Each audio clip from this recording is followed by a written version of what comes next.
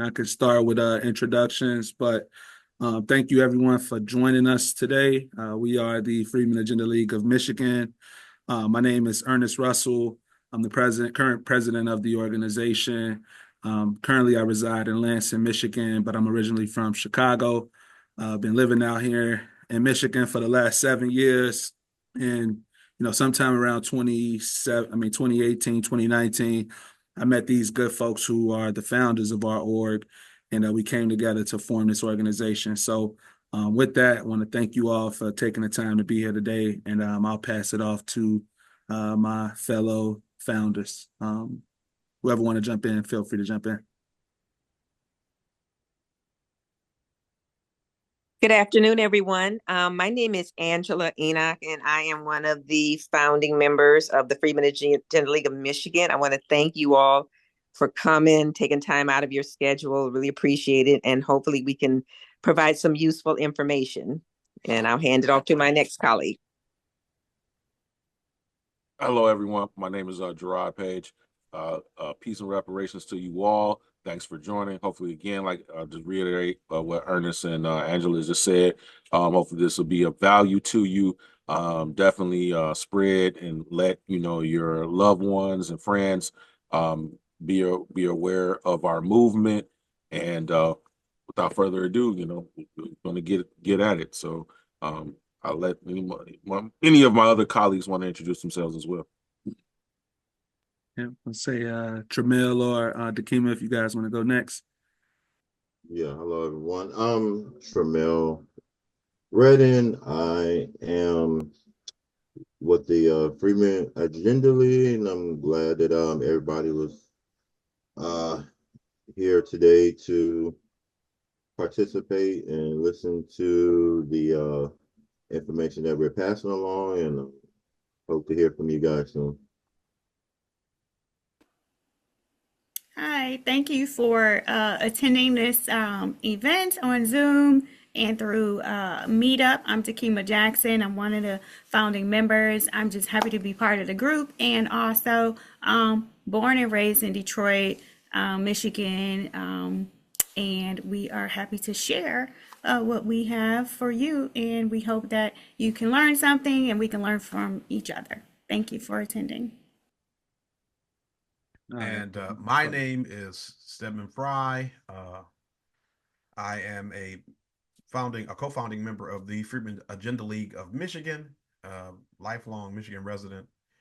Live primarily exclusively in Wayne County, but I grew up in Inkster and Wayne. I now live in Detroit, and here to go over the presentation of reparations, why it can no longer wait, and how do we go about trying to achieve our goals of reparations for descendants of freedmen in the state of Michigan. So the first slide is justice can no longer wait. And here we have a quote from Martin Luther King from his March on Washington, I Have a Dream speech. Quote, "So we have come to cash this check, a check that will give us upon demand the riches of freedom and security of justice," end quote. And here the agenda. So number one is our introduction. So who and what is FAM? Two, our goals. What does FAM do? What is our mission? Three, what are our education pillars? What is the Black community? Who are the American freedmen? What is the Black agenda? What are reparations? Four is our call to action. How do I help the movement? How do I get involved with FAM? Next slide. Okay. So who and what? The Freedmen Agenda League of Michigan, or FAM, is a 501c4 nonprofit political organization founded in 2020 by 7 activists from the Reborn Reparations movement. And I want to expand a little bit on the reparations movement in the United States, specifically dealing with the freedmen or descendants of freedmen. The reparations movement in the United States can trace its origin to Field Order 15 from the emancipation after the Civil War in 1865. Various times throughout the history of this country, we have had rebirths or reinvigorations. 1894, 1960, and one in particular in the 80s. I want to speak on, I'll read from the NAACP website. In April 1989, Councilmember Ray Jenkins guided through the Detroit City Council a resolution. It called for a $40 billion federal education fund for Black college and trade school students. About the same time, a conference of Black state legislators meeting in New Orleans backed the idea of a federally financed education fund for descendants of slaves. Shortly afterward, Rep. John Conyers Jr., a Democrat from Michigan, drafted a bill calling for the establishment of a congressional commission to study the impact of slavery on African Americans. And again, this is on the NAACP website, on the reparations page under resources. And it was a direct result of the United States government paying out reparations to descendants of the Japanese Americans interred during World War II.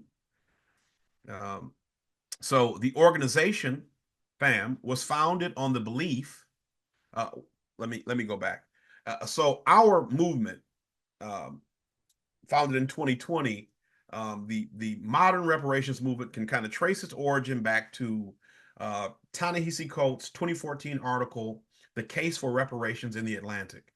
Now, there were still organizations that had been in existence and people having these conversations, but that article shined a bright light on the subject of reparations in a way that made the ability and the prospect tangible and real for a lot of people to understand and to take in. And that was really a big jumping off point for a lot of people in the reparation space to coalesce together behind a common goal and with a common direction. The organization, FAM, again, was founded on the belief that a data-driven, root cause-oriented advocacy on reparations was much needed in Michigan.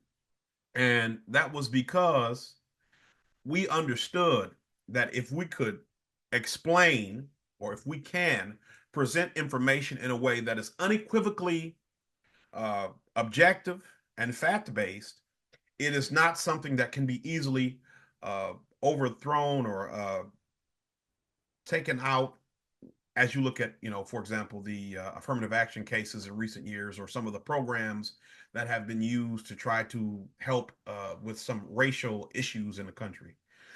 Our intention is simply to educate individuals and organizations on reparations and plan and execute direct action to establish reparations legislation in the state. But I want to pause here because I'd like to just give a brief overview about reparations. We're going to go into it in more detail through this presentation. But I think it's important to understand that reparations is not a compensation package for racism, right? There tends to be a misunderstanding of reparations and what it's used for or what its intentions are. And so we think, and I say we, I use that generally, right? Among the country generally, people think that reparations is just because of racism or just because people were slaves at some point. And reparations is a program intended to correct systems that have for generations harmed descendants of those formerly enslaved in this country, right? Systems that we were not allowed to participate in that we otherwise should have due to the fact of citizenship. One example would be the GI Bill. Another example would be the the Land Act, right? Which released lands to newly arrived European settlers in the Midwest and the West, right? Just to name two. So reparations is not, I'm black and I didn't get a home loan, right? Reparation isn't, I'm black and I've gotten pulled over by the police, or I'm black and somebody followed me around the store. In the modern world, we have remedies for these types of injustices. There are legal and corrective measures that you can take that will alleviate these instances.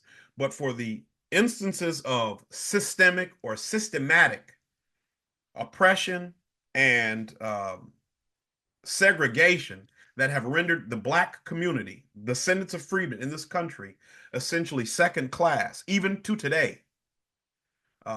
Reparations is the only viable means by which any justice can be achieved. So we can go to the next slide.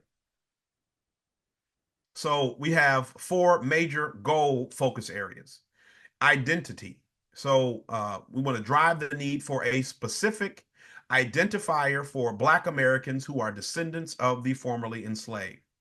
And this is important because in trying to understand the ways in which our specific lineage or community or ethnic group is affected by various policies historically and today, and the impacts of those policies historically and today, we need to be able to understand that we're talking about a specific group of people, not just Black people, but Black people of a specific background.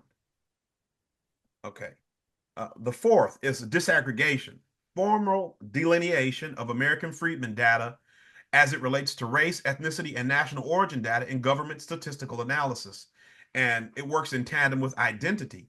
So by having this information delineated, what it will do is show when we're saying, for example, Black graduation rates, we're not comparing Black graduation rates with Black people from, for example, Nigeria, which is Nigerians are, or I don't know if it's a specific tribe within a Nigerian diaspora, but Nigerian ethnic group is some of the most highly educated, or they achieve some of the highest educational attainment in America. So when you compare Black Americans and Nigerian Americans, the number is skewed because the perception is that Black success is African American success, when Black success may very well be Nigerian American success or Jamaican American success or Haitian American success, right? And because of various ways that those people have to come to this country, the various hoops they must jump through, they're able to account for certain things that, income, education level that we can't because we're native to this country. Three, is education on the African American agenda required for economic and social repair of freedmen. And this is, as I don't know if this will be edited out, but as we saw with some of the impediments we faced at the beginning of this broadcast, without education, you will have people who, I don't know if they're well-meaning, these people clearly were not, but well-meaning, thoughtful people who think that reparations is a handout, right? When you have people who say those types of things, it is because they clearly do not understand the ways in which Black people, descendants of freedmen, were systematically and systemically locked out of participation in the country of their birth. Okay. And so with education, we can have people and help people to make better assessments of the historical data and the current events and current data so that they can actually have a positive effect and change for all people, right? Specifically through legislation to benefit freedmen. Last is advocacy, active, direct advocacy of the American Freedmen agenda at both state and national levels, including reparations as the inescapable heartbeat. And again, this kind of goes in tandem with advocacy because through education, you can advocate. And the reason we say reparations as the inescapable heartbeat is because no matter what you try to do for Black people in this country, the descendants of freedmen, without a robust and real, sincere reparations program, none of the issues that you're trying to address can truly be addressed. They can't be resolved. What you will be trying to do is paper over, the expression is a Band-Aid over a bullet wound. You'll be trying to paper over generations of segregation and being locked out. And it cannot be, for example, overturned by $20,000 forgivable business loans. It cannot be overturned with cryptocurrency and weed. It cannot be overturned by $100 vouchers for laptops and $30 credits for internet. You see what I'm saying? These are things that would help a person who needed a hand up, right? You would not give a person with no legs new shoes and expect them to be whole. They would need a way to get around. And so this is why every time we've seeing people try to present policies that are not reparations to benefit Black people, we, tend to see that they ultimately have no long-term benefit, or they have no long-term effect of overturning the system of oppression that has kind of controlled our lives up to this point. And we can go next slide.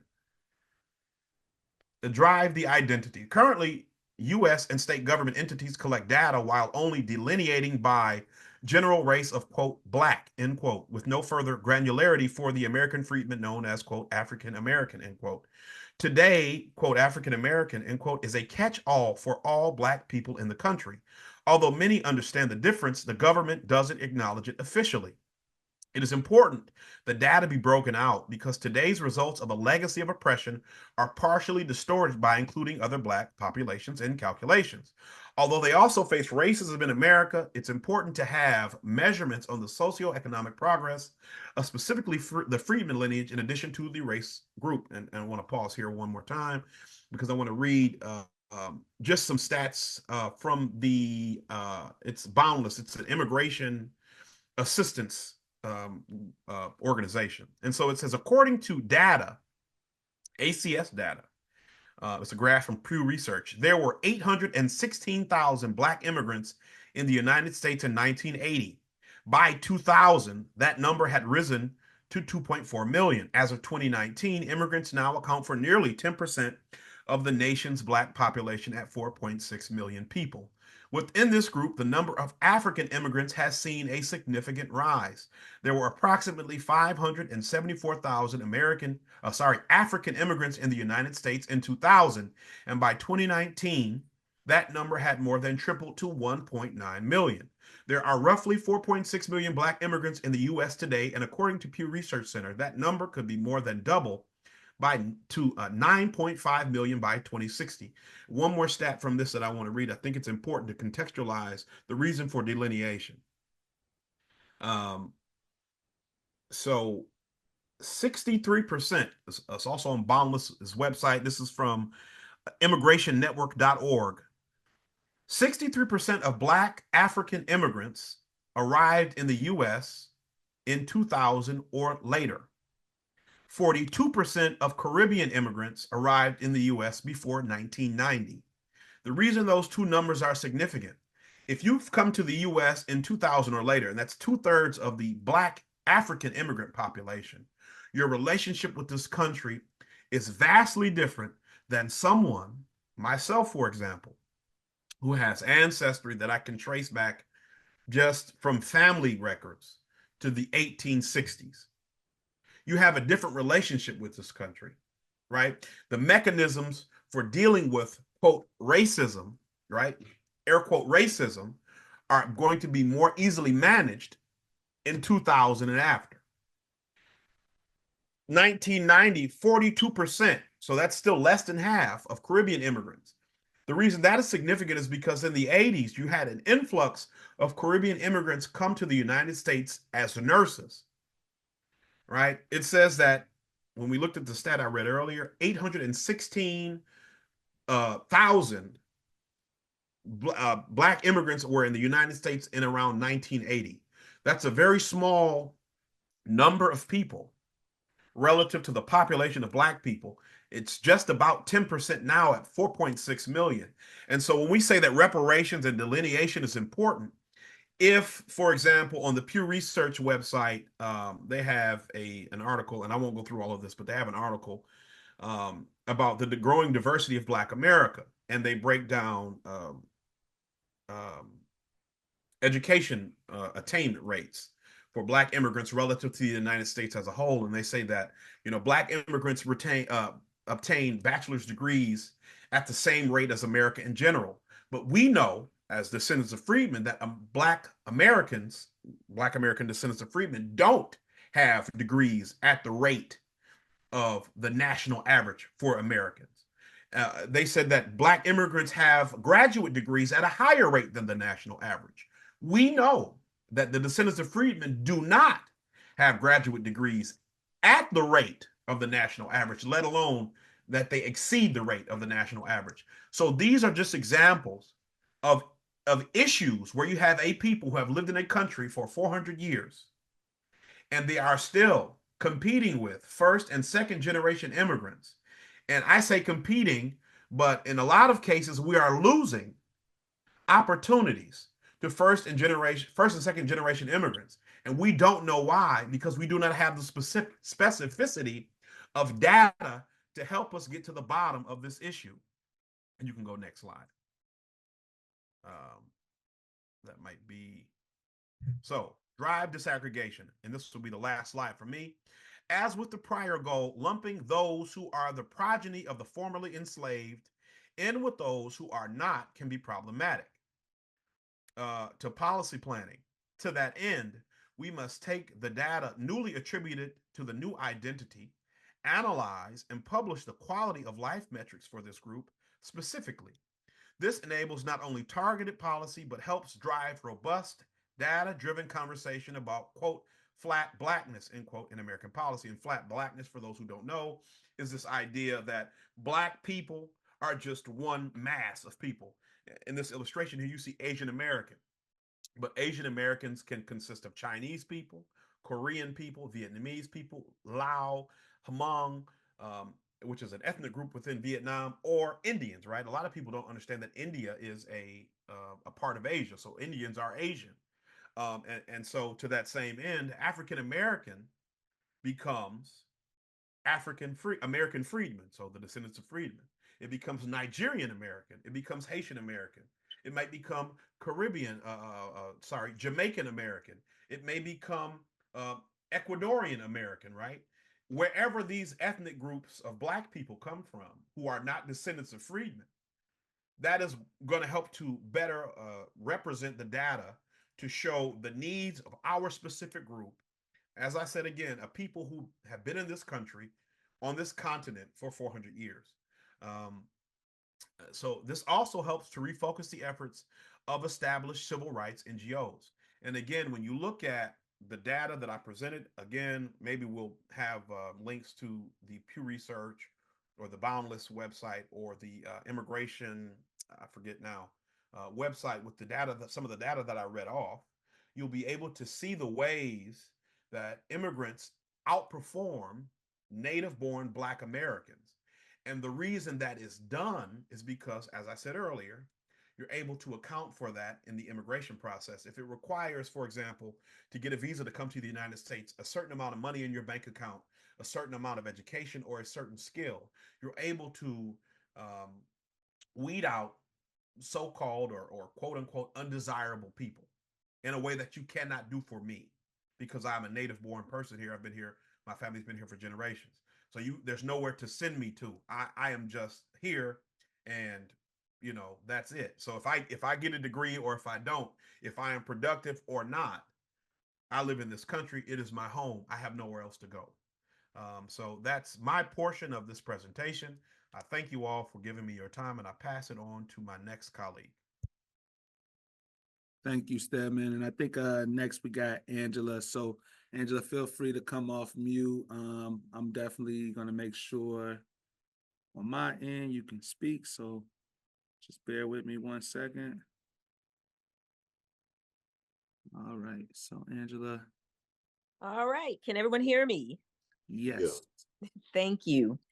Yes, one of the things I'm going to talk about is one of the things as an organization, the things that we do. The first thing I'm going to talk about is how we drive education.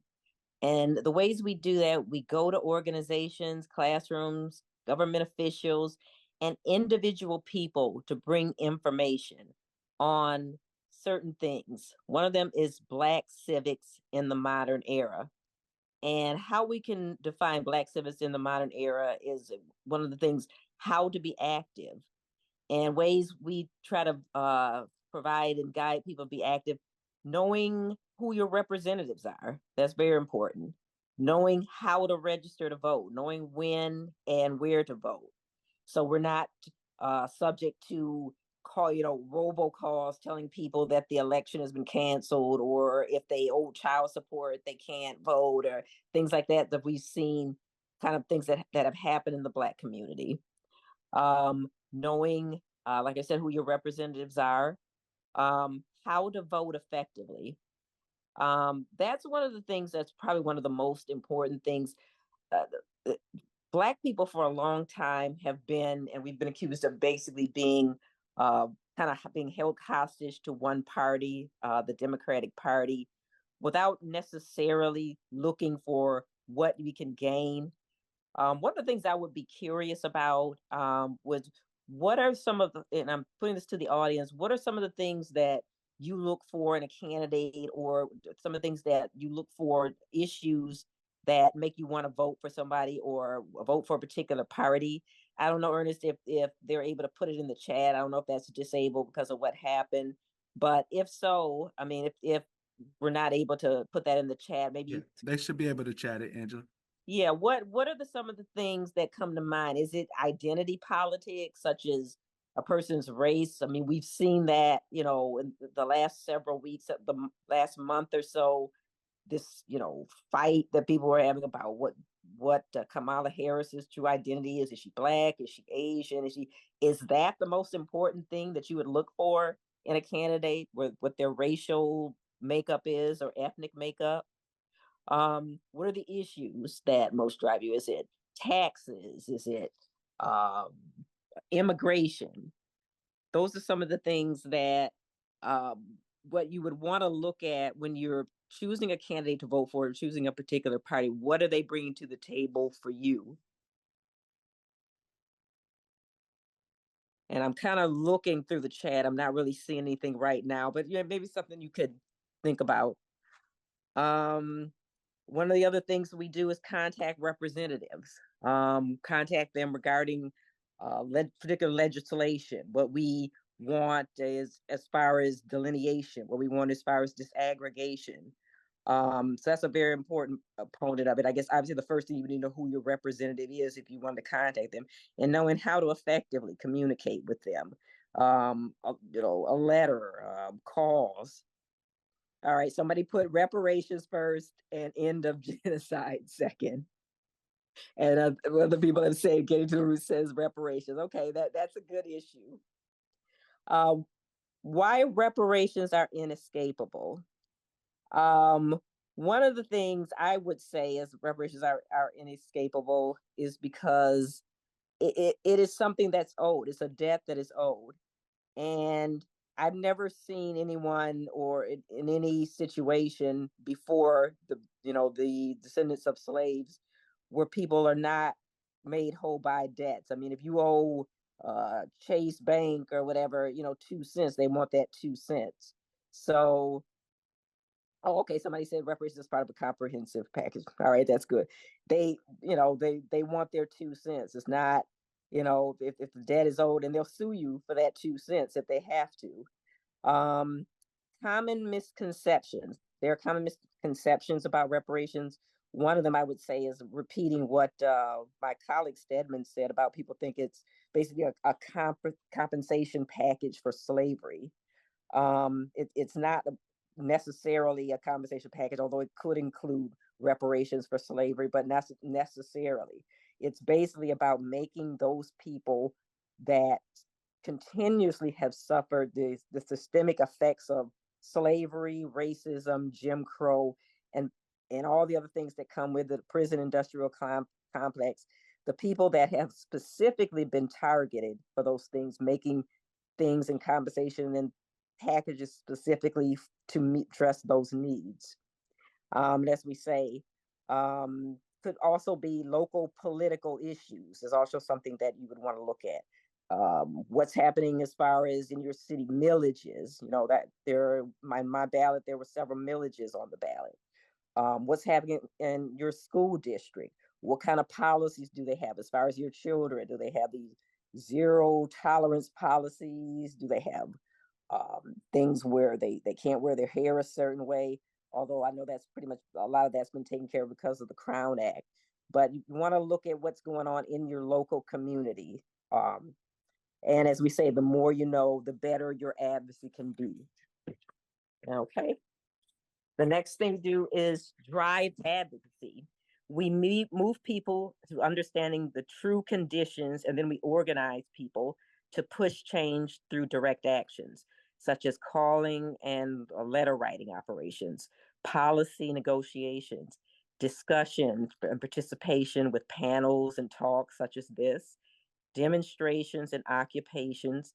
A couple of years ago, we actually went to Belle Isle on a holiday and passed out literature and talked to people. And, you know, we think we got a lot of very good information to people.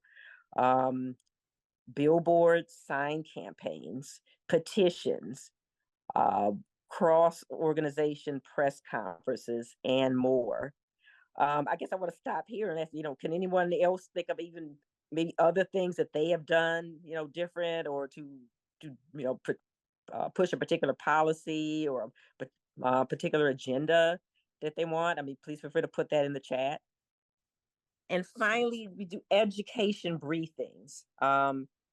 Things such as the Black community, just educating people on, you know, the Black community as opposed to American freedmen, what a true Black agenda is, and reparations. Basically, to put it in a nutshell, the Black community is composed of multiple subgroups, all bound by one racial category. And I guess another way we could think of that is the African diaspora, as Stedman was very you know, thorough in explaining that. There, you know, African people, people from the Caribbean, Black people from Asia, and well, that could be considered the Black community. Now, American freedmen, on the other hand, is a specific ethnic group within the greater Black community.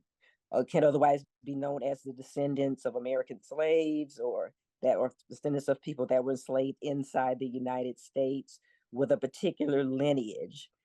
Generally people that are American freedmen, ancestors come from South or from Southern plantations. A true Black agenda is a package of policies, each written with lineage specificity. And could somebody maybe in the chat give me maybe an example of something that would something that could be a package or a policy that would be specific for American freedmen? You know, one of the things that I come to mind, and actually I wasn't the one that came up with that, is basically something where we have, and actually this was one of my colleagues, Stedman, where we have basically a monopoly on something. Even though maybe people may not agree with that, since so many of us were incarcerated for possession of marijuana, maybe, you know, something where we could basically have a monopoly on, you know, marijuana dispensaries, something like that. That to me would be something that could be specifically lineage based. And I think, what did you say? Office of Freedmen Affairs, vocational training specifically for those locked out of the industry. Yeah, that's a very good one too. Any others? All right, we'll think about it. And finally, reparations and the core reparative justice program to reverse 400 plus years of damage.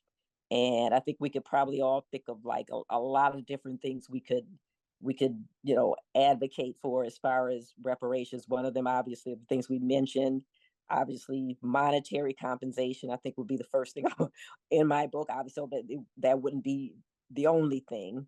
Someone else want to think of maybe some other things? I know they have talked about things like, you know, free education, but, you know, that I don't think that's really one of the ones that necessarily would be prepared for reparations. Okay, somebody's saying, I would like clear. Okay, I'm sorry. I saw a hand there. I saw a question there about somebody was asking if they wanted clarification on the term freedman. All right, well, Yeah. you know, to reiterate, freedmen are basically the descendants of American freedmen who were those Black people that were freed in 1863 to 1865 in the United States of America. Freedmen are the descendants of those people. Does that answer your question? Yeah, and I think Gerard is going to touch on that a little bit more too, right after you, right, Angela, in the next few slides. Okay. All right, then. I think that is basically going to conclude my presentation. And obviously, if anybody has any questions, they can put them in the chat. Thank you so much for your attention. Yep. So Gerard, you all good to go? Let me make sure you can unmute as well. I gotta keep doing this. All right. There you go, Gerard. You should be able All to. right, yeah, I'm good to go, man. Go ahead and present the next slide. Okay, so to Shannon's question, we're going to have a couple of slides and some more information regarding, why do we use this term freedman and why is the most apt term to use. The American freedman. A freedman or freedwoman is a formerly enslaved person who has been released from slavery, usually by legal means. So prior to the Emancipation Proclamation, it was manumission. Basically, slave owners would free their slaves upon their death or for something that they did or whatever the case may be. So those people were called freedmen as well prior to the end of the Civil War. So we all know 1862 was when the Emancipation Proclamation was brought in, was signed into by, I believe, executive order by Abraham Lincoln. But at that time, it only freed the slaves that were in the Confederacy, right? And quick little note. Kentucky was one of the states that did not join the Confederacy, so they were still part of the Union. So during that time, from 1862 to 1865, those slaves that were in Kentucky were bilegally allowed to be slaves. So that's just a little quick note of history. Historically, enslaved people were freed by manumission, granted freedom by their captor owners. Emancipation granted freedom as part of a larger group, which I just covered. The term was widely used after emancipation. We had the Freedmen's Bureau, the Freedmen's Savings and Loan Bank, the Freedmen's several different Freedmen cemeteries. There was many different Freedmen festivals. There were Freedmen hospitals. There was various different locations throughout the towns that were started post slavery, where where those descendants of the freedmen refer to themselves as freedmen. So that's one of the main reasons why we feel like, hey, we don't have to recreate the wheel. There's legal precedence and in this term. We don't need to denote something acronyms made by people currently today who have copyright. Next slide, please. Next slide. Thanks. The American freedmen, common day terms, American freedmen refers to the genealogical descendants of those who were considered freedmen as the Emancipation Proclamation or biological descendants of people enslaved on United States soil. Some people like to use the term American descendants of slavery, American descendants of chattel slavery, or descendants of slavery for slaves, or, a term that was popularized by the online personality Tariq Nasheed, Foundational Black Americans, right? But again, our organization feels that the best term to refer to us as a lineage, not race-based, is American freedmen. American freedmen is a historical term that applies to us all and may provide us with the most advantage from legislative standpoint in regards to reparations, i.e., affirmative action, race-based policy was considered unconstitutional. And I'm gonna go into that a little bit. I'm reading from an article that was penned in magazine, on slate.com. Clarence Thomas unintentionally opened the door to a new type of affirmative action.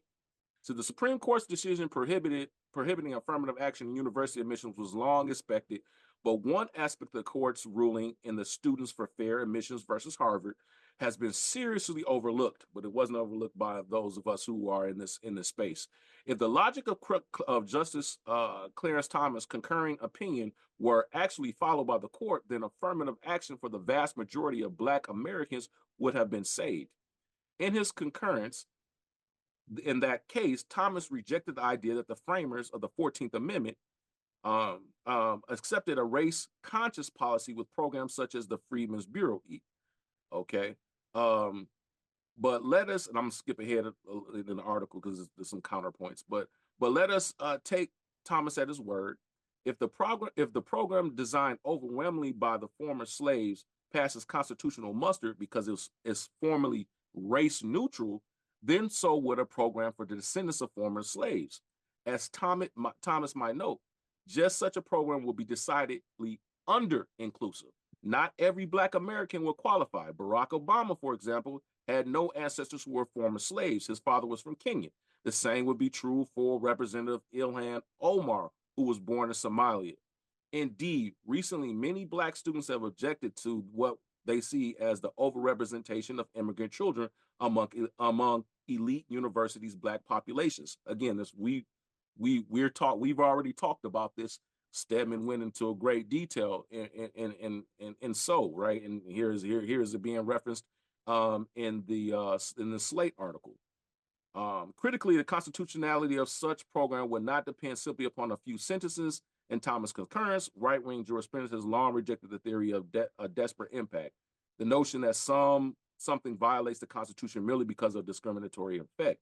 So the mere fact that remedying the impacts of slavery just happens to benefit a subset of Black Americans does not give rise to an inference of invidious discrimination. So basically stating, how I read that is the saying that, just because something discriminates doesn't necessarily make it unconstitutional, right? And so in this case, we can discriminate based on lineage, right, versus race. So again, using the term freedmen roots us in this legal framing and thinking. So not to go any further into this, we would like to show a presentation of just some examples of just showing how freedmen was, the people who came out of slavery, right? They refer to themselves as freedmen, and all the instances that was brought up in the previous slide. So this is just a quick little video, just kind of talking about that, pointing to these instances of such.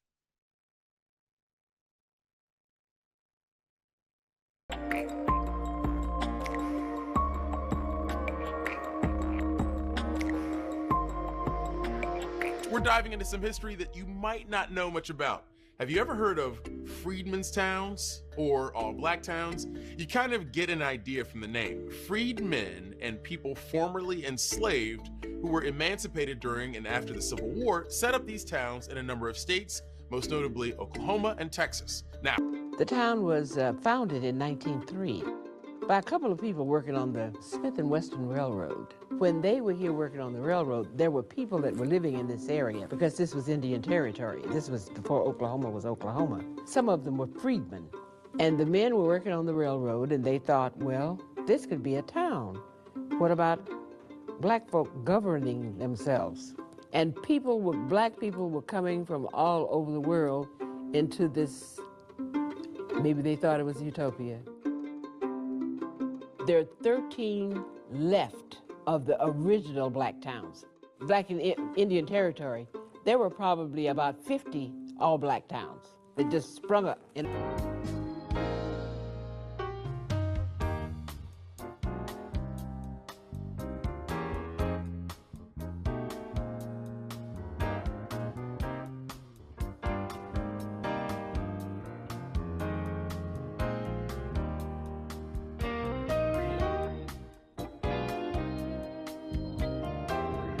Well, Antioch in its earliest conception has always been, and as a matter of fact, always be, a church of the people, of the community, and of the city. Being founded in 1866 by ex-slaves who came together looking for a place to worship, looking for a place to serve the Lord, to pull community resources together back in those times. Antioch served as a nucleus and a hub, if you will, of not only of a place of worship, but a place of education, a place of service, a place of community. For me, it's not only the history of Antioch, but it's the history of Freedmen's Town that has allowed this church to survive as long as it has. Thanks. So that quick video, was a splice of a couple of different videos, talking about freedmen towns. One was, based in the Oklahoma area, in former Indian territory, and the last one was based in Houston, right, in Texas. So, so again, we use this term freedmen. We feel it's the most apt. It has the most legal precedence or what have you, and we feel that this should be is the more proper term. Of course, FBA, ADOS will be used, but again, we feel as an organization. Hence, that's why when we were deciding to make our name, I was one of the proponents of using the term freedmen in our title of our organization. So without further ado, that concludes my slides. We'll be moving on to my next colleague. All right. Okay.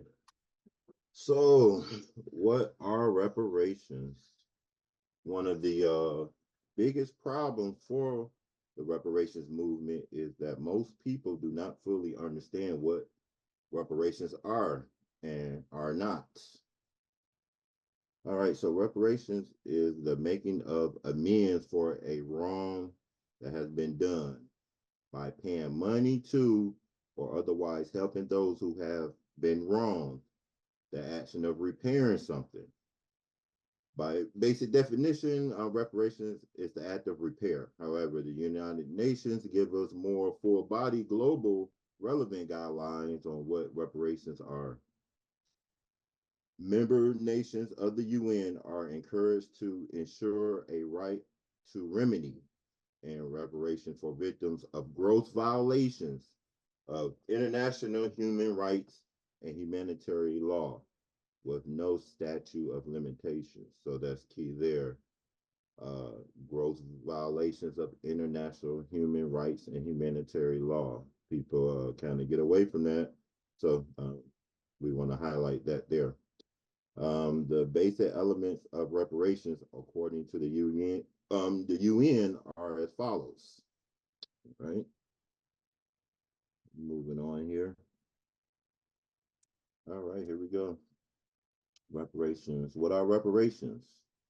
Reparations should be proportional to the gravity of the violations and the harm suffered, provided to the exact victims of the state.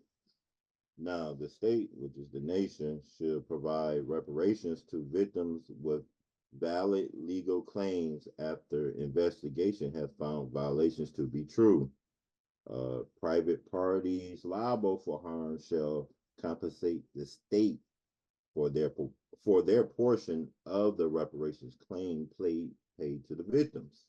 Reparations should include the following elements. All right, so we're gonna go through 1, 2, 3, 4, 5 different elements, starting with the first one, restitution. Restoring the victims to the original situation before the violations includes the return of real estate, physical property, citizenship, and liberties. All right. The second one is compensation, giving cash payments of value equivalent to all economical accessible damage, including physical and mental harm, stolen wealth, lost wealth, opportunity, moral and material damages, and etc. All right, so that's compensation. Next is rehabilitation, reparative medical and psychological care, as well as legal and social services. All right, moving on to the next one here is satisfaction. Full public disclosure of the truth and facts and acceptance of responsibility. Commemoration and tributes to the victims. And then we have here educational and training on the violations at all levels of society. And the last one here is guarantees of non-repetition. Revising and reforming codes of conduct, ethical norms, and laws which contribute to the harms. All right, so those are the 5 elements of reparations. All right, moving on here, a comprehensive set of programs which serves the necessary spectrum of reparative justice to fundamentally address the social economic disparities at the root of the most problems plaguing the Black community today. disparities include wealth, psychological traumas, environmental deficiencies, education, and anti-Black discrimination. All right. So Freedmen reparations is a package which include the following. First is ancestral healing, repairing the psychological and behavioral syndrome. Second is protective ID and citizenship class. The group's specific anti-hate enhancement. Third is cash compensation, restoring stolen wealth and denied wealth potential. Fourth is historical education and investment, a federal curated history curriculum for all students. Fifth is the Office of Freedmen Affairs, the direct body created to administer reparations, healing, and guarantees of non-repetition. So that would be more similar to the capacity that the Veteran Affairs operate in. All right. So we got number 6, land restitution and economic opportunities in industry, specifically for those descendants. 7th is national acknowledgement, the National Freedmen's Monument. And 8th is mandated vocational training to address discrimination in trade unions. Yeah. So we have here the case for reparations at this scale can only be made for those ancestors going back to slavery in the U.S. It's not only cash, but it's not only cash, but it must include cash because cash was stolen, and wealth building capabilities. You just want to remind everyone here that there is economic deprivation that took place, right? So we have an issue of economic deprivation for the people who was emancipated from chattel slavery here in the U.S., known as freedmen, due to the Freedmen's Bureau. All right, so let's go here to the next slide. It says frequently touted policies or programs that are neither proposed as reparations or in lieu of reparations. All right, so we have programs that are racially broad are not reparations. So if it's racially broad, it's not reparations. Universal programs that are over inclusive are not reparations. So we have universal programs. Universal programs are not reparations. Next, you have programs that lack specificity are not reparations. So it must be specific. And then fourth here, you have programs that are simply symbolic in nature. Symbolisms and tokens are not reparations. These are usually distractions as they subdue the community into quieting down and moving on. If we had reparations, these items would naturally be included.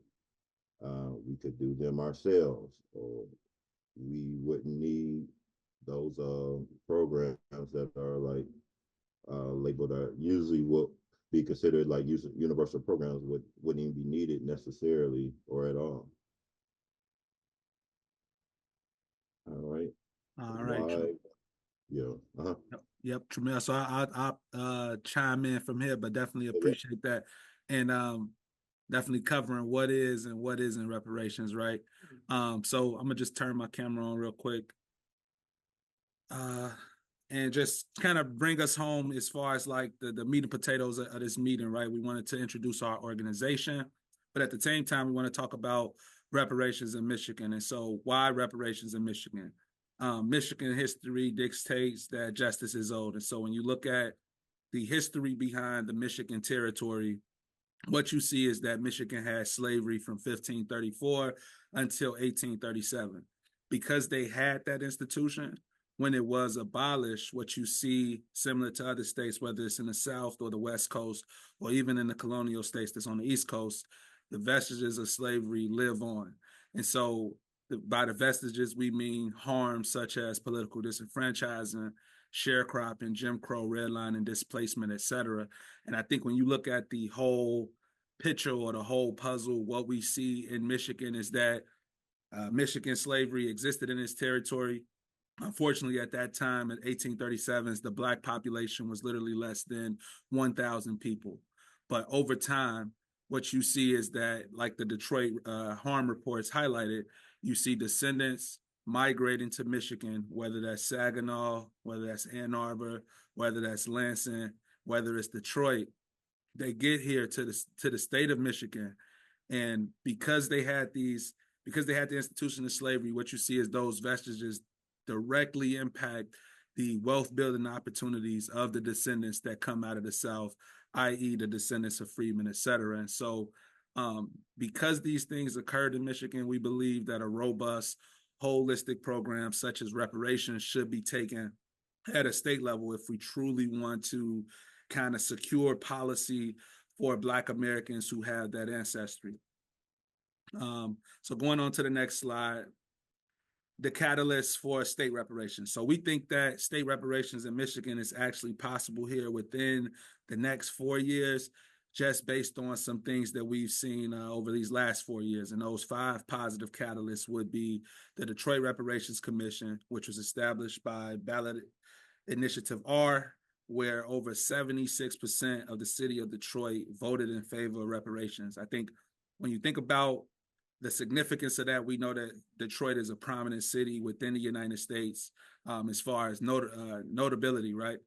And in addition to that, by majority of Black people in Detroit already being on board for reparations, if an initiative is pursued at a state level, we're likely to see the same exact positive reception from people who understood the need for some type of systemic redress in order to better their positions in the city as people who've been living there now probably for more than 100 years.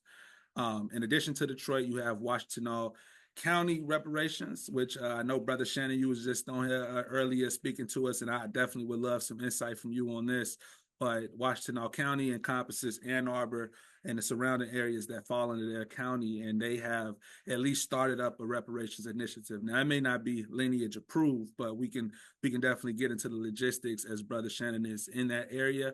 And what I ultimately see here is that you have Detroit, then you have Washtenaw County. Then you have Ann Arbor, which in June 2024 passed the reparations resolution, where they basically stated that they would also be taking a step at city reparations. So now in Michigan, we have 2 cities, 1 county, all looking to do work around the topic of reparations. Now, us as lineage-based reparationists, it's our work to steer them down the right lane to ensure that our specific needs are met and also prioritized by the community at large here in Michigan. Last but not least, we have our last 2, which is number 4, the Greater Justice League of Lansing. So while this organization isn't necessarily pushing for reparations from the city or state of cities in Michigan or the state of Michigan, what they have done is a faith-based initiative where they have been able to raise over $500,000 here in Lansing and East Lansing from private donations from white churches and white people who recognize that the church institutions that they're a part of has a role or had a role to play in slavery, and that those individuals recognize that some sort of compensation needs to go to their Black members, et cetera. Now, while the faith-based initiative, we're not involved with that at all. While we do give them credit or we commend this organization is because they actually got white residents to engage in this topic in a way that, hell, they're willing to give up their dollars, their time to donate to this specific cause. Now, when you take all 4 of those things that I just lined up, you see that within Michigan, there's definitely an appetite amongst the public to pursue reparations. And then last but not least, you folks that were able to attend this call, as well as the people who get to watch this on the replay, you all have a role to play here in the catalyst for reparations, because as a unit, we could all start working together so that in 2025 or in 2026, we can actually get legislation introduced that kind of sparks the chain of getting Michigan involved at a state level to kind of address the inadequacies that we know a city like Ann Arbor or Detroit will run into when it comes to doing the reparations that we have in mind specifically. So next slide is just more so speaking to why we can't wait. So right now, I think we should be putting our foot to the gas because the stars are aligned and we know that the momentum is there. And so when I say the stars are aligned, right now we have 3 states that are doing or have done reparation studies, with that being California, New York, and Illinois. We know that New York is definitely the different beast in the whole equation, in the sense that they are pursuing a race-based study. But unlike New York, California, and Illinois are both committing to a lineage-based study in that they are prioritizing descendants of persons enslaved. Unfortunately for California, we've seen this year that they didn't push through with actual lineage-based policies, and most of the policies that they did pass were not race-based. They were universal in nature, meaning that they go to everybody. And so I think the folks in Cali over these next 4 years, they're going to have the challenge of trying to get actual lineage-based reparations proposed. The people in Illinois, which is my home state, they're going to have the challenge of getting actual lineage-based reparations proposed after their harms report is done by the task force. Because Illinois is a little bit different from California, Illinois has to ensure that the 4 pillars that they outlined, which was around establishing a vocational center specifically for descendants, ensuring parity in state contracting, in addition to preserving Black neighborhoods. And I think the last one was a slavery disclosure ordinance bill that seeks to see how private institutions in the state of Illinois benefited from slavery. I'm saying all 3 of those states over these next 4 years have work that they're going to be doing where the stars are going to be aligning. And in addition to those 3 states, we have 10 states currently, including Georgia, New Jersey, I think Oregon, as well as Minnesota, who have reparation studies that were introduced this year. Unfortunately, they just have not passed yet. In addition, there's the District of Columbia. So our nation's capital is also looking to do a reparation study. And so what we can be doing over these next 4 years is working like busy bees to ensure that all of the stars align so that we can have lineage-based reparations at the forefront of any conversation come the 2028 election or 2030 midterms. I know that that's some years ahead, but at least for us who actually do this night in and night out, day in and night out, this gives us the opportunity to kind of work and capitalize on the opportunities that are out there. And then last but not least is, like I said, the momentum is there. So from California to New York, reparations is becoming a political item that is of the utmost importance for our community. I think it's just our goals to get more of our folks activated and involved in this fight to do what they can where they are. And with that being said, I'm going to close us out by saying where we are today before I pass it off to Dakima, who will wrap us up, and then we'll go off to the Detroit's Reparations Grassroots Coalition to introduce themselves, and then we'll have a brief Q&A where we all get to ask any questions that haven't been answered. But as far as where we are today, we have had over 30 plus meetings with representatives and senators here in the state since beginning in August. And so we reached out to these we really reached out to all of the Democrat representatives and senators, as well as the Republican representatives and senators, and those who gave us a response, we were able to meet with them virtually.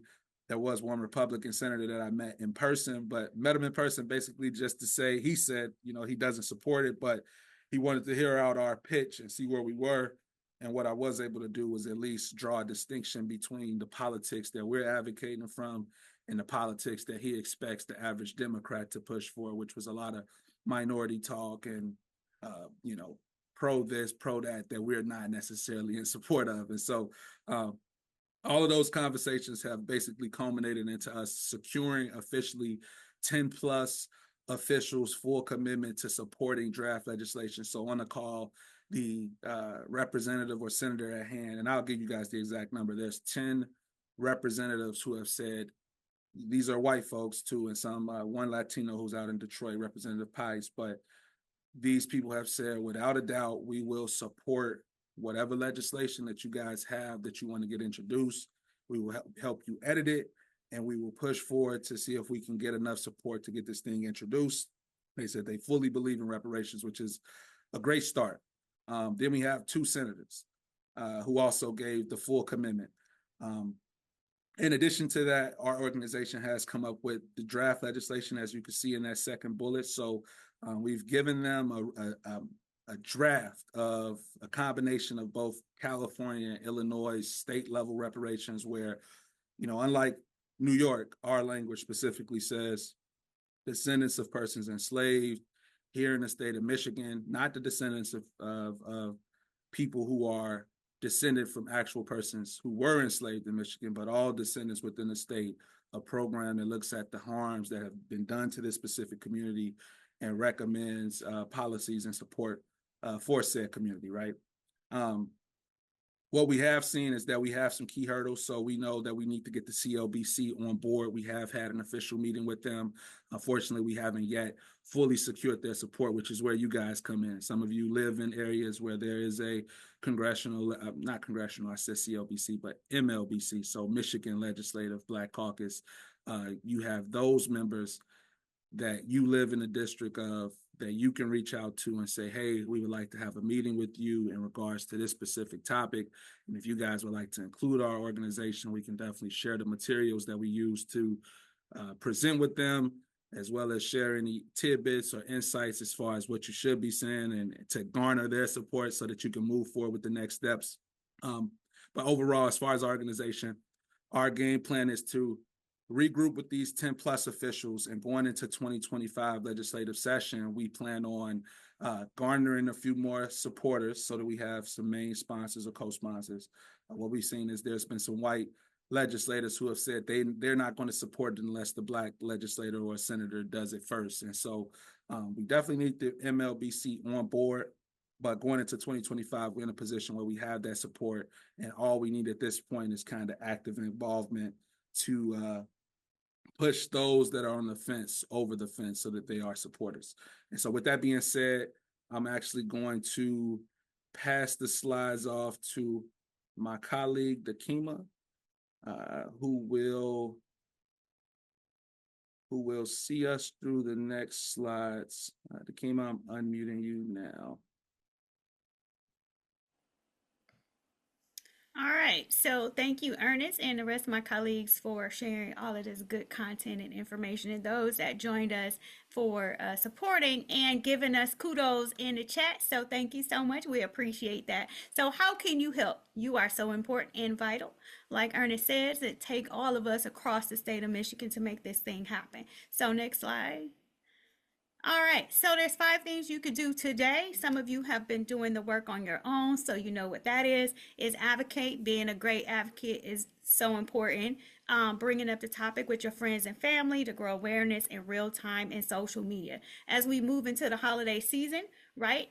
Thanksgiving is coming. It will be a great time. The election will be over, so you won't probably get too much pushback, hopefully, about any election issues, but you can bring it up as a conversation to let our family know, let your family know that reparations is important. There's a movement going on in Michigan, and you're a part of the movement, and a collaborative approach with different organizations and us coming together. Politicians, again, as you have heard, the success that we've had with multiple politicians, senators, state representatives, we're still having some movement and discussion with the Michigan Black Caucus. So again, Ernest mentioned that it takes you, us. So if you have those connections and you can push for the information to let them know that this is something that they want to do, this is something that they should be doing, and we need their support in order to move reparations forward in Michigan, that you're working on that as well. So it's a collaborative approach. So that's, one of the reasons why we wanted to talk to as many people in Michigan that have their own organization that is part of the movement, is to do what we can politically and ask you for your support. So joining us is very important as well. We can become members of each other's organizations. So that's one way, as we sign on to petitions and as we sign on to letter campaigns, is that we can leverage that support in our communities. As you can see, most of us live around the state of Michigan, so we have representation in Lansing, I'm in Westland. We have some folks in Detroit. We have some folks, you know, and on the east side of town. So we want to expand that as much as possible to increase education on American freemen. So that's going to be great. And donate as always. We accept any donation that you have. As you know, as a small organization, we do our best to fund little projects, and sometimes we do go out to events and set up tables. So we want to continue that. Direct action is just join us for direct action campaigns on our path to victory. So that's a collaboration approach. We can co-facilitate a presentation like this with you and your group to elected officials, senators, other organizations. You can join us, we can join you, we can make this a bigger thing. Right now it's just kind of small as far as us is concerned, but it's going to take all of us to kind of make this thing happen. So we can do co-facilitate, letter campaigns. It's so much we could do creatively. So we want to hear from you, and I have said enough. So thank you so much for your time. All right, thanks for that, Dakima. And before we wrap up and get into questions, Portia and Shannon, I definitely want to give you guys the opportunity to share and speak to the work that your organization has been doing in Detroit. So I'm going to go ahead now and just ask you guys to unmute. And then if you want me to, I can start by sharing the video that you guys have. And then if you want to just give any information from there, feel free to. But can you guys at least speak now? Hi, good afternoon, close to evening to everyone here. Thank you so much for this presentation, the invitation as well. This is great. I'm very excited to see so many like-minded leaders here on the ground. So just excited to collaborate and just push and move the needle forward. Thank you. And yes, and if Shannon wants to say anything, she can, but we can also just wrap up on the end of the video. Okay. I'll play the video right now then. Detroit Grassroots Coalition is a dedicated collective of community organizers, activists, and concerned citizens committed to advocating for justice and equity for Black American Detroiters. We believe the power of the Detroit grassroots efforts to ensure the voices of Black Americans who descend from chattel slavery in Detroit are heard, drive change, bring real solutions to the forefront, push for policy changes that benefit Black Americans, take action and hold institutions accountable, and protect and preserve the legacies of Black American families in Detroit. Detroit has a powerful history as a sanctuary for Black Americans escaping slavery. Many traveled north on the Underground Railroad, with Detroit as the last stop before reaching freedom in Canada. Black Americans stayed, and their contributions to Black American culture laid the foundation for Detroit's identity and legacy as we know it today. That has changed after really a direct call from residents. There's a group called the Detroit Grassroots Coalition that small group, I mean, probably a dozen or so folks had a virtual meeting with the council president in her office about a month ago, early January.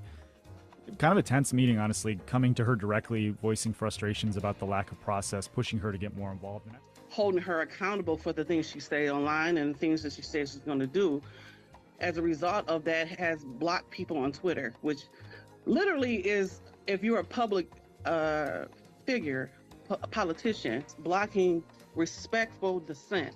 It's concerning, but this was a public ballot. That makes it to me more different, or different than the other initiatives that we've seen around the country in Illinois and California and Chicago and down New York. That it was a ballot initiative. So they, in one hand, kind of say, well, we don't have to, have these meetings, but it's kind of a slap in the face to the public who actually put them there. It was the public who voted for them there. It's concerning because now it's like, who's watching the watchers, who's watching who, and now. There's a lot of people who don't want this thing to work, and to try to start a platform or a movement where we're attacking one another is not going to get it done. And really, a part of the movement, from what I was told when this whole thing started, is that We want to step away. We don't want bureaucracy. We don't want this to be government driven. It should be what your whole title is, grassroots. We want this to be driven by a community.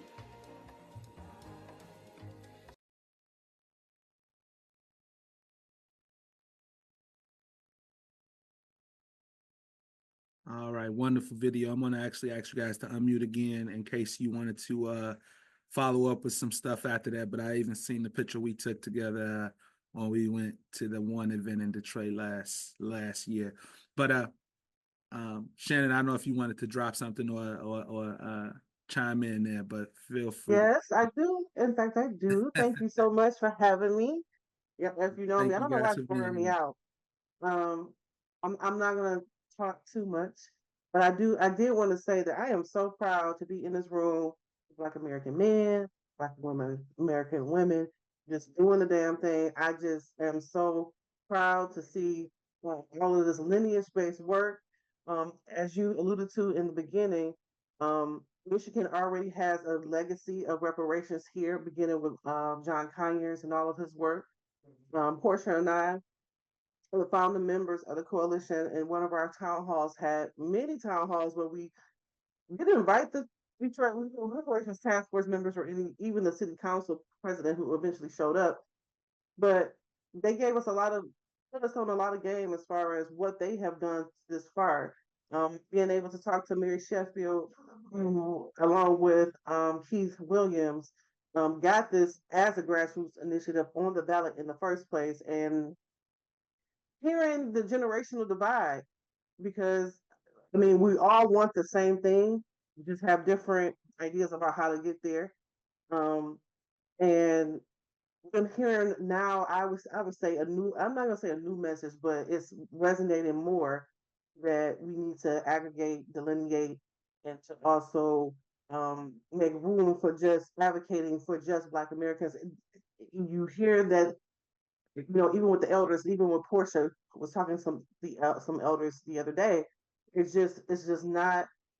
It's a new idea, putting us first. So I'm proud to be a part of the new legacy here in Michigan, carrying the baton of work laid before us, learning as we go along the way, making mistakes, learning from each other, and trying to figure it out. This is a historical time. I think it's something you allude to, Ernest, that we're in, this in a historical time. So we are doing things that has never been done before, clearing bushes, paving the way, much like our ancestors did here in this land. So that all being said, the work here we've been doing here in Michigan is kind of just coming to us. I wouldn't say that in this space that we're actively going out to try to do anything. It's just putting ourselves in spaces and in positions. I think starting with the task force has opened so many doors where we've been in rooms with people in places that we never thought we would be in,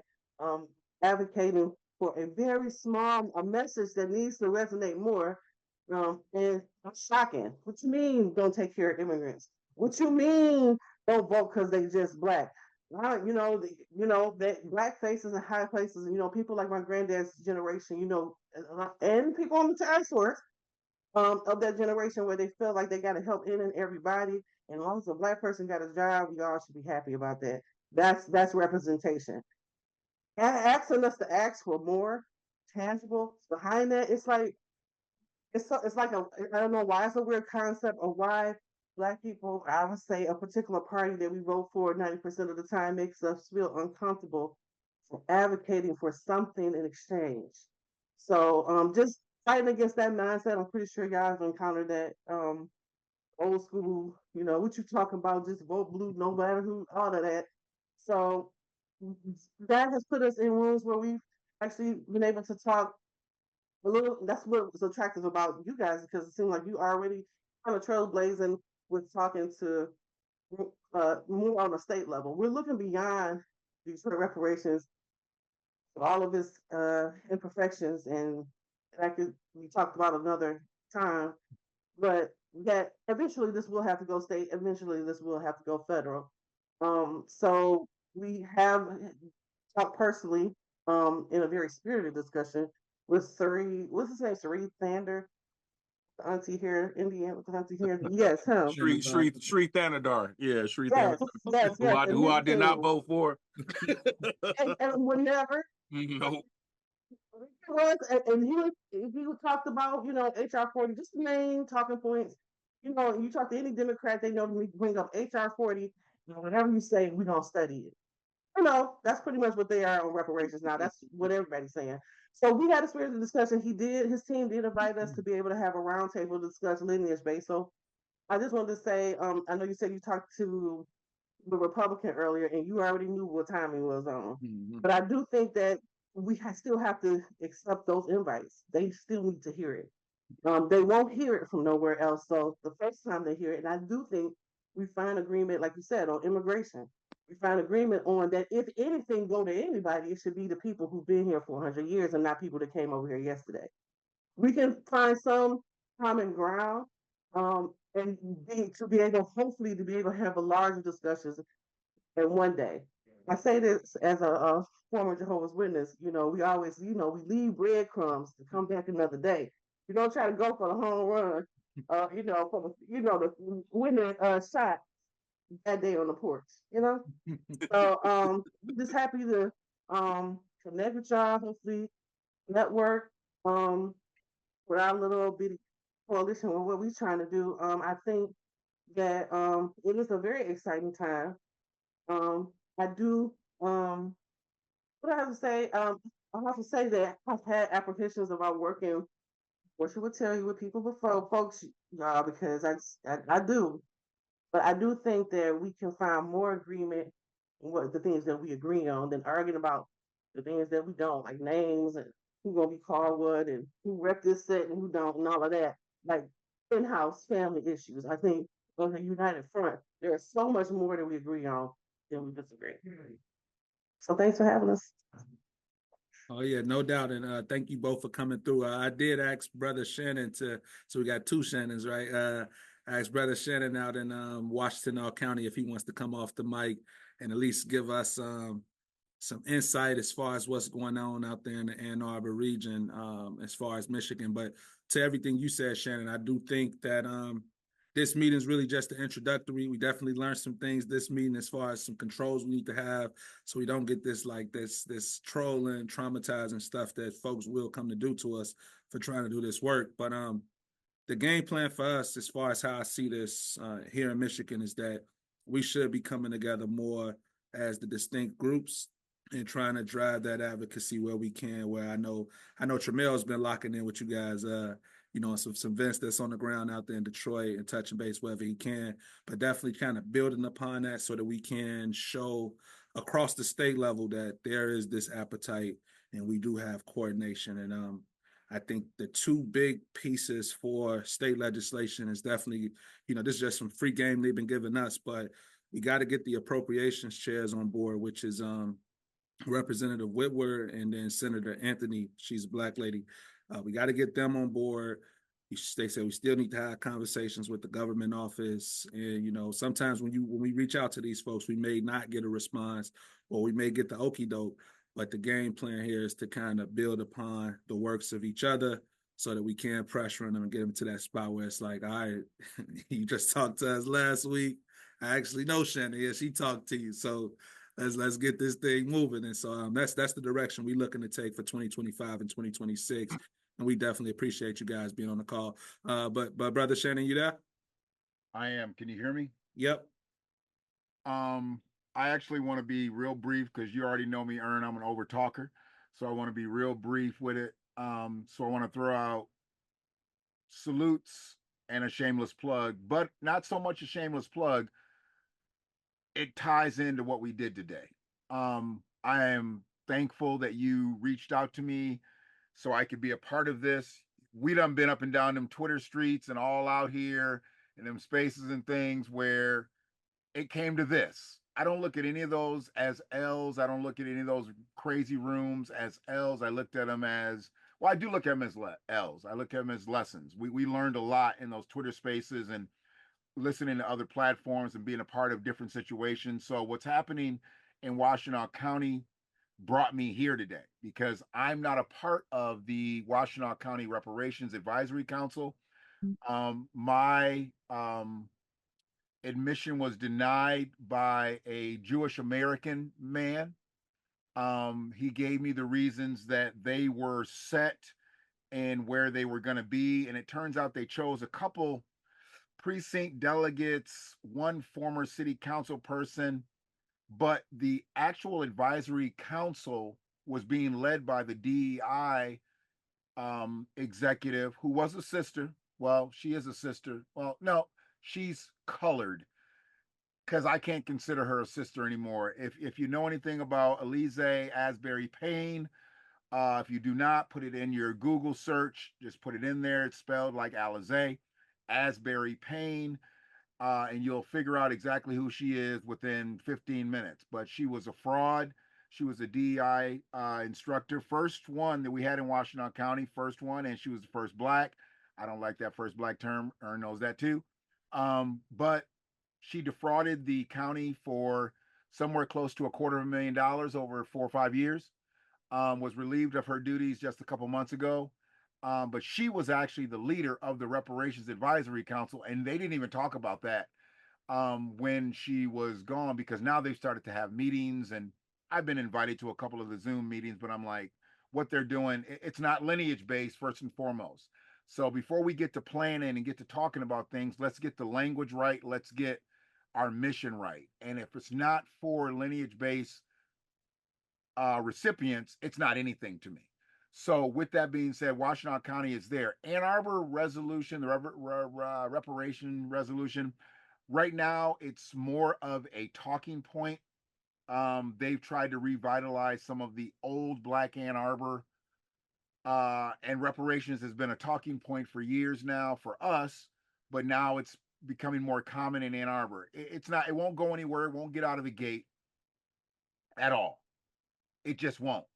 Not because the black folks, who most of them are American freedmen, are not trying to push for the right things. Ann Arbor city government is not going to allow it to happen. So, born and raised in Ann Arbor, and I understand how the city council, the mayor, everybody is set up for the city. It won't happen. So, between Washtenaw County, there's really nothing happening in Ypsi reparations wise. The mayor is very milquetoast. She's a social worker, middle of the road type.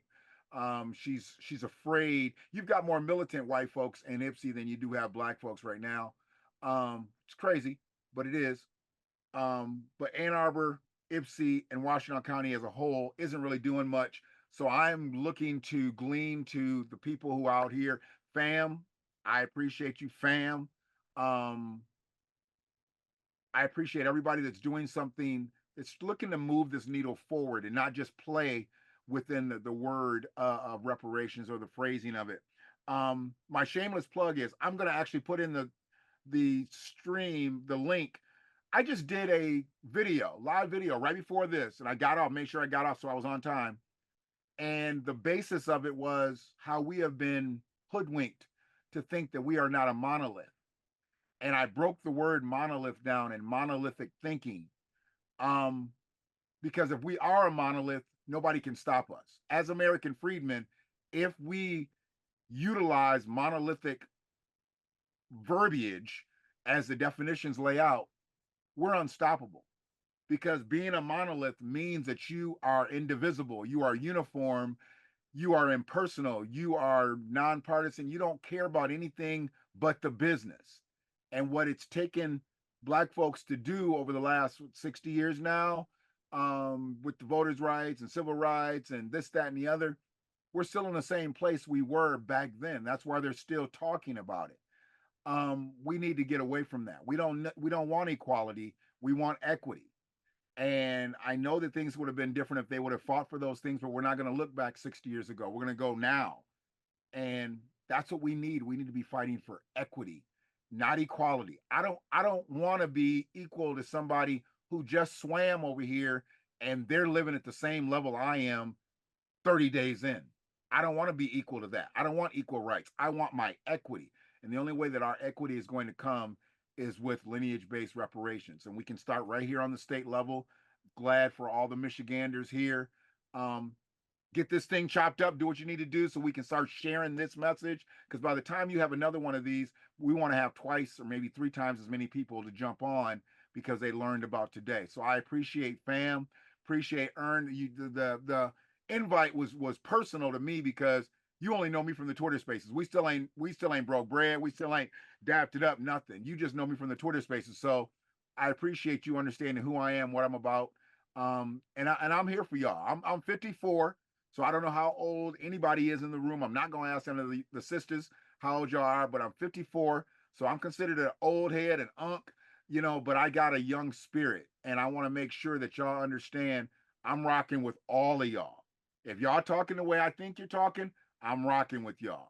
Now we get off into some Cobra and narc stuff, then I probably will log off immediately on the next one. But I think we're where we need to be. So Yeah, I appreciate y'all. Yeah, and I think we lockstep as well, and that's Yes, what sir. I recognize from you, Sister Shannon. Sister Portia, I actually interacted with her on Clubhouse a while back, and it's funny. Okay. We met in person at a Detroit Reparations Task Force, and then Cool. things kind of built from there. But I will say, as far as the situation in Ann Arbor and Washington, this is where we definitely got to lean in as a group. Open market. It's an open market for us, man. Oh yeah, and just like in Detroit, they still kind of talk and linger around race, and this is why I asked you guys to unmute again, Portia and Shannon, was because even in Detroit, the language was racial, and it's just now getting to the point where they starting to take the lineage conversation serious and have been talking about bringing that into their final reports.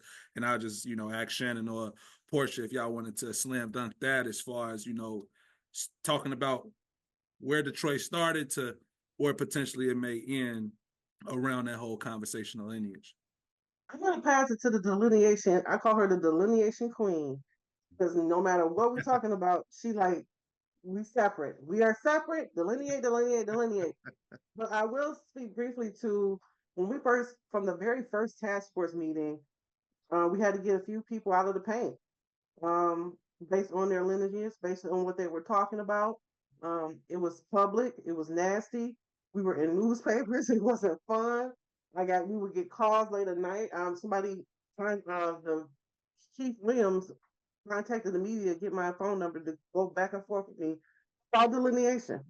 Told me that he was going to put me in a room with somebody that will help me understand why delineation is a bad idea. That was never going to go down. That was never going to happen.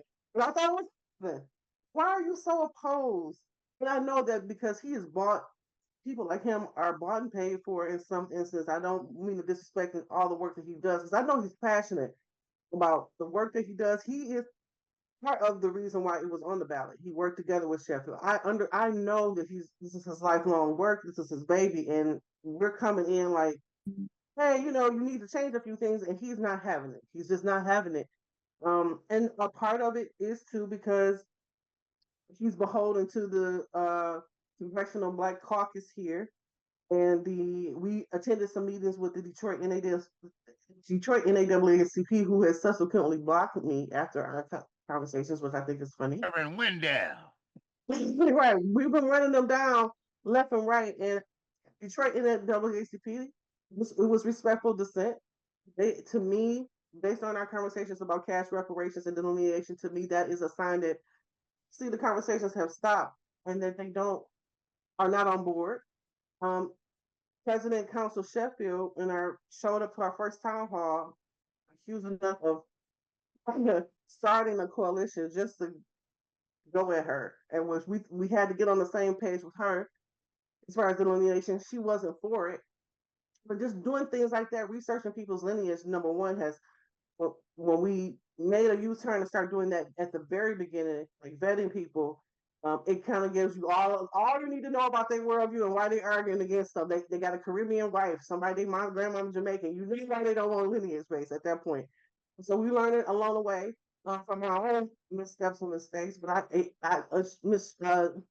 Sheffield has now, reached out to the coalition to want to work with us after blocking me after the last town hall. So no, we're in a better place. But it's not easy. It's not easy going in there being the bad guy.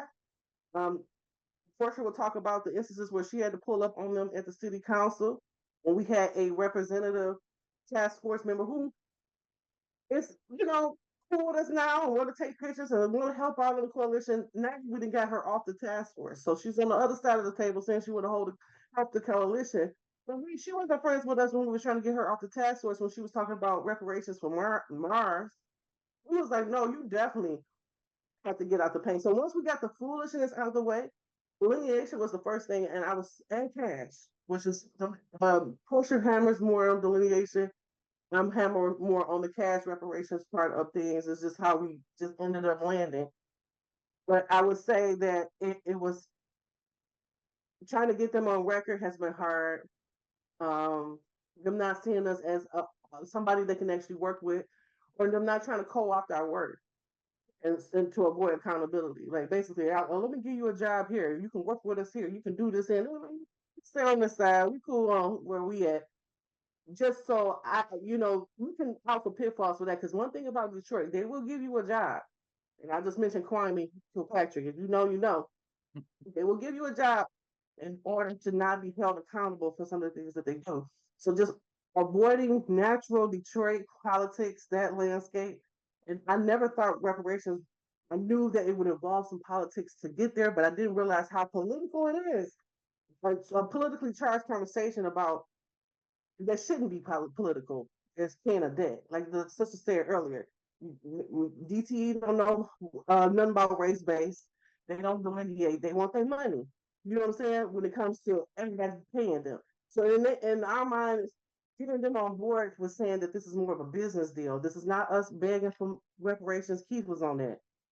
We're not going to buy Cadillacs and Nikes. I said buying Cadillacs, but anyway, that's what we heard. And so well, I mean, just spreading an anti-black sentiments of why everybody shouldn't get it. So just getting elders, that's one of our outreaches is to the elders, trying to get them, on board. Like the brother was talking about earlier, Shannon, pretty much developing a lexicon or a glossary of things of terms that, we are all agree on. We know what delineation means.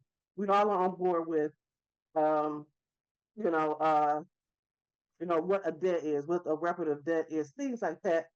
I did not anticipate going into town halls or these meetings that, people just don't grasp. We see this all the time. They're like, what is delineation? What is this? What is that? What is that? I do think that's something we can all get on board with.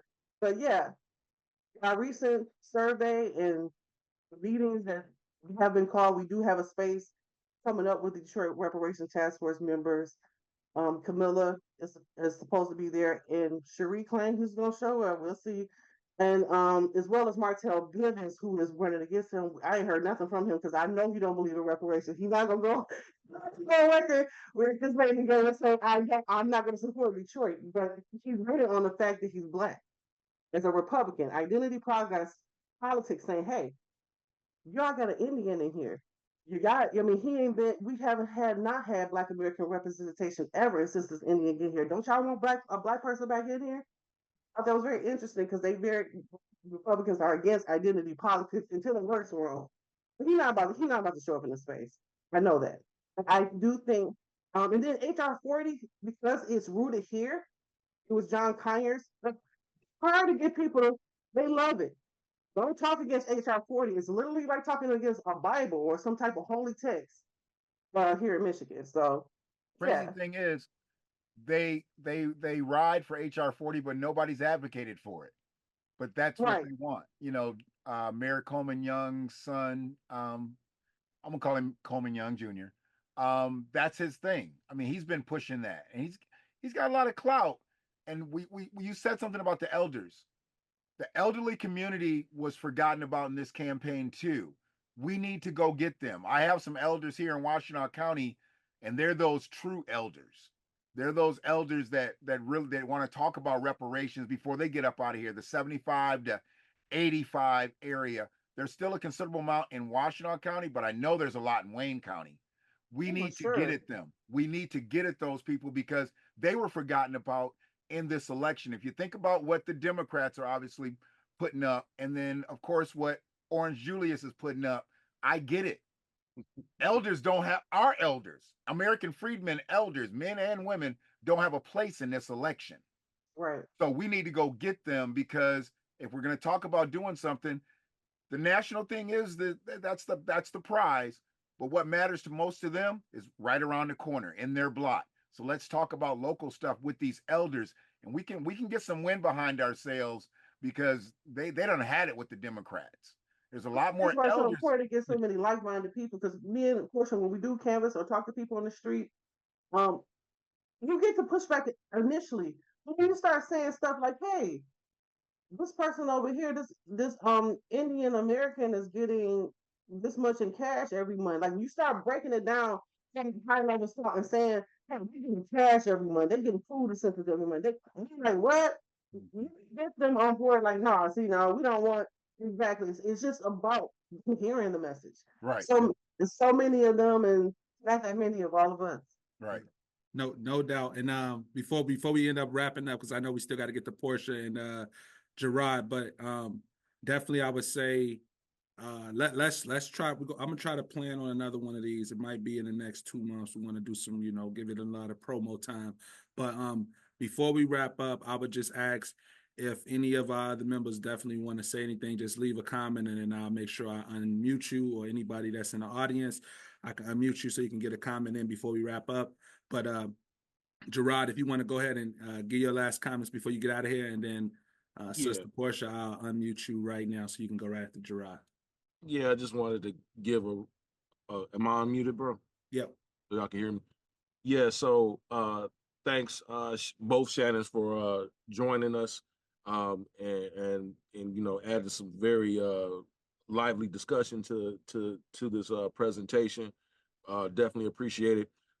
Just to talk about some of the things you all brought up, like we were against adding the reparations task force.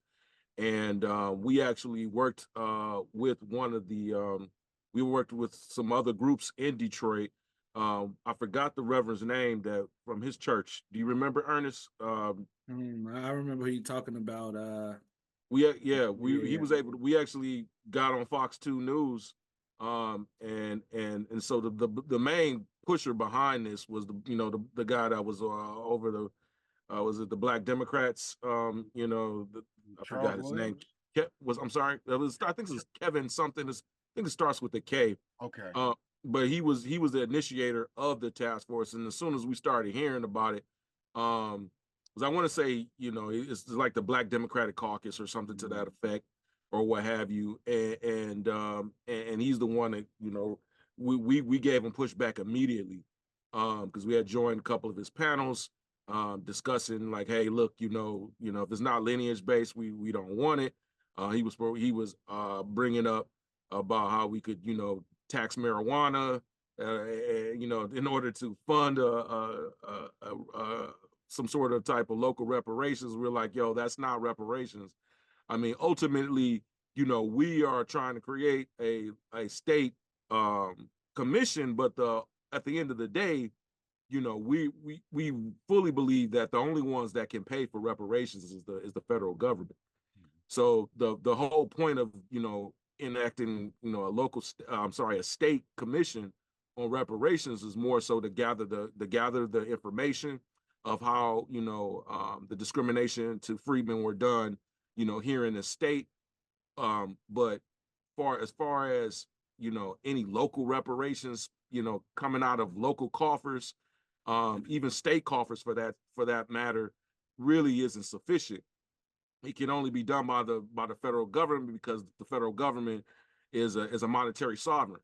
They can print money, unlike states and local governments. You know what I'm saying? They're the only ones that could pay the bill for it. You'll hear ideas of like, going after companies and families. Like, that's not the right way to go about it, because again, they're limited. But the only ones who aren't limited is the federal government. And we were doing this prior. Obviously, COVID happened, and we saw how the federal government was able to print money overnight for the issues that during COVID. Hence, that's why we have a lot of this inflation. But Keith Williams. I'm sorry, Keith Williams. Yep. Yeah, I know it started with a K. With a K. Yeah. Yeah. So this is his project. And so, he already, he was already in bed He within ain't been Cobra. right since Joanne died. Let me just, she kept everything in order. She tried to keep it. He ain't been right since when she died. That's when he really got goofy. Yeah. Because nobody else could give him pushback at that point. I'm sorry, and I broke in. I'm sorry. No I remember worries. now. I remember because Joanne was the last solid one they had up there talking right, and then she died, and these shills. Yeah, and so like I said, I think this before, like I said, before it became a ballot initiative, we, our organization, as well as I forgot the reverend that joined us, his church, we all, again, we did a press conference over there on the east side. It was televised. I doubt that how many people saw it, but nonetheless, because he was able to bring the press on and get us coverage on it, and we fought against, and we told people, hey, vote against, whatever that was, something R, right? When it was on the ballot. But nonetheless, it became, and so it's going to be a mess no matter what. At the end of the day, it's going to be a mess. I think the best thing we could do is, just for a second. Go ahead. So, first of all, go Michigan. I see your little state hat. Hey, yeah, go green, Spartans will, Spartans I will, had to be and we Michigan will just beat a you second. today. Tonight, we will beat you tonight. All We will right. beat you tonight. But besides Go that, blue, that's it. go blue. Yeah, go green, go green, go white. Go blue. Look, so I'm not. Oh my goodness. There we go. Our number, Miss Sparty. Where's she at? Where's your number, ma'am? Go ahead. It get greasy in here real quick. We can just get to this talking. Let's not do the game banging out this flag. Go ahead, Shannon. Then we'll get a portion and wrap this thing up. Just that quick. I agree, Harley. I have to say though, I did not, as much as Keith is quite the person here, a very, very shadowy figure. We've been going back and forth. He's actually not showing up to any more task force meetings because of the dissension they have on the task. So yes, it is an absolute mess. But I've never encountered somebody who actually was organizing against the initiative. I didn't even know that was even a thing. So I would love to know more about that. But I would say to this, I do think, for me, this as a point, I do think using taxes or local taxes is counterintuitive for us when we start talking about federal, even though we know the money can come anywhere. Like you said, they printed checks overnight. But I don't think we should rule out alternative funding in addition to what we're, as far as sources, because I think letting those institutions off the hook. I don't believe in letting the state off the hook for the atrocities that they committed. Or the local travesties here. I think when we're talking about government, we're talking about local government, we're talking about state government, we're talking about federal. I understand the argument that it should be federal. I do. It should. But I don't think that letting the city off of the hook or letting Wells Fargo off the hook, private institutions, the private sector, just going after federal. I do think that there can be some relief here on this level for people like me or people out here that's actually hurting because the city of Detroit wouldn't let me go to a certain school because of redlining and stuff like that. That's not the United States government. That is Detroit that needs to be held accountable for that. So that's how I look at that. And that's just what I wanted to offer. Not as something like to say no, we should do everything, and not look at federal. I do think federal is absolutely where we're going with this. But to let everybody else off the hook, I don't think I'm ready for that. Well, it wouldn't be so Gerard, much. Gerard, let me say this. I think because I think we my position is down the middle, right? So I recognize what you're saying, Gerard, as far as what the federal government is able to pay for. And then Shannon, to what you're saying, I do think that the state and the local level, they are liable for something, right? And so even with California being the first state, it may not look like a perfect reparations program, and it may be severely limited as far as what they can do, but they still got to do something at that government level. So I think there is agreement. But to what Gerard was saying, initially when Detroit came out, the Detroit Reparations Task Force, Keith Williams, I think we met him at that Juneteenth event where you was on this panel, Gerard, and they were saying from the beginning that they wanted to copy Evanston and that they wanted to tax the marijuana. And we were saying things like, well, in the city like Detroit, where it's 76% Black, how do you tax the people who are supposed to be the payees to fund the program that's supposed to go to them for those benefits? And I think, Shannon, we see right now that the city, I mean, not the city council, but the task force is basically saying, well, we still need to come up with some initiatives for funding it. And when they talking about those initiatives, it is ultimately something that could impact middle class and upper class Black Detroit, where, you know, hey, we need to fund this thing, but here's what we're going to do. So I think we need to find that clear lane that works for us across the board. And then even from a federal standpoint, still in agreement, Gerard, that they're the only ones that can really do the trillions like we imagine, or the checks that we imagine, some of the compensation. But then at the same time, where does that leave the state of Michigan? Because what we see with everybody else, they giving these other groups money, and it's not impossible for it to happen for us or the programs. It could be adverse to us in certain populations. But I do want to keep us there, because we is going into the internal ideologies of at least how we see this thing. But like you said, Shannon, we could go on and on about the things that we may not agree with, but the commonality is what matter for us going forward, and trying to get something done here in the state. But with that being said, Portia, I know you've been patient, so let's get to Portia, and then we'll wrap up with if anybody else in the comments needs something to say, and then we'll close out. But I do thank all of you guys for taking that time. No, thank you so much to all the voices that have left something here in the room. I'm gonna be very quick. I just want to say, show up, be repetitive.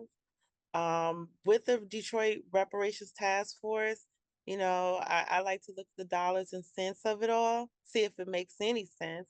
But there's also a immigrations task force. And I'm very interested to know and how much the Detroit Immigration Task Force, how much money they have received. Because it seems as though they're getting a lot of work done and they're getting a lot of money already funding their efforts to reach these undocumented immigrants that are coming into our neighborhoods and our communities. And I want to say I saw somewhere recently where it said it was about 775% increase in immigrants in the state of Michigan since was that 2019, 2020, somewhere in there, ever since Harris and Biden have gotten in. Trinell, he met me at the Immigrant and Migrant Resources Fair that took place on October 16th. And it's so important to be in the room. I'm gonna say that as well. It is so important for us to be in all of these rooms, as many rooms as we can get into. And what we learned at that event was that, again, they are getting the resources handed to them. And you have the city that is very compliant in that. And it also lends to the discrimination against us. I think, Ern, you brought up the reports, and I urge everyone here to read those reports that came from the University of Columbia as well as University of Michigan. But in those reports, they're missing the mark.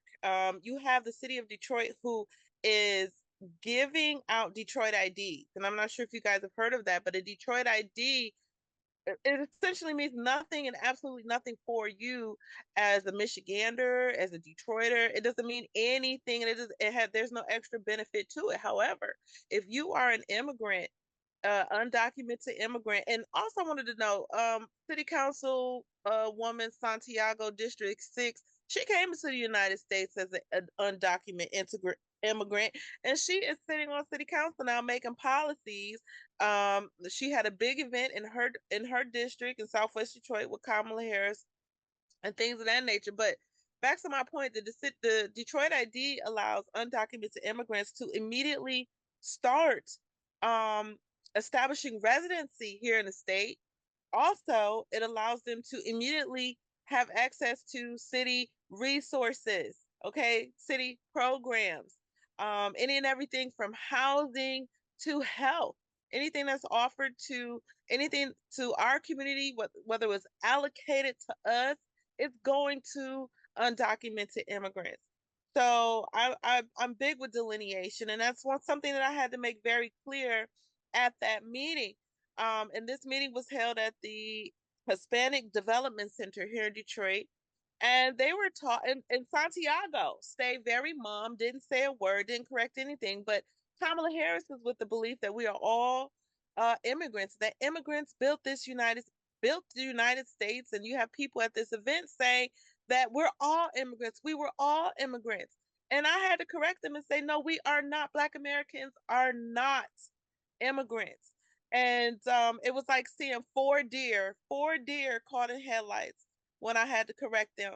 But I would also say, and I'm gonna land on this again, thank you for the time and space, but we have to reach our people in different ways. It's not like we used to. I used to canvas. I used to do what is it called, it phone banking and all of that. You know, we have to think very, very creatively on how to get our lineage of people. Our people are just, we're all descendants. We got to get on the same page. We got to know how, we got to meet them where they are. I say that coming with, with a little bit of a human resources tinfoil hat on, but we kind of have to meet people where they are, and make sure that they're able to digest the information. Terminology like delineation, we know what it means. It's part of our vernacular, but it's something very new to others. But just how can we just kind of get them the information, get them on board with our initiatives and our goals. But thanks so much. Follow the Detroit Grassroots Coalition. As Shannon said, we have a space coming up on Tuesday of next week. We want to have some great speakers in the room. We want to also have leaders like yourself in the room talking about Detroit 2024. Other than that, I'm going to sign off from here. Thank you again so much. Yep. Thank you both. And thank everybody for coming out. I'll just close us out by saying we definitely appreciate you guys taking the time to be here. This is the first, but not the last of many conversations that will need to be had in Michigan. So we're looking forward to that collaboration from everybody in this room. And, I guess my game plan is for the next time to be better than this time. And to the point that you said, Portia, let's definitely try to be in the room. So if you can share that information with us, we'll definitely try to make sure we have some availability for whichever one of us can be there to support you guys. And hopefully going forward, we kind of built this spirit, a coalition building for Black Michiganders, so we can get this thing done, not only for the elder, but for the youth who actually deserve an opportunity in this state and in this nation at large. So with that being said, thank you guys again for being here today, and peace, love, and reparations, or peace, power, and reparations, as Net say all the time in our Twitter spaces. But take care, everyone.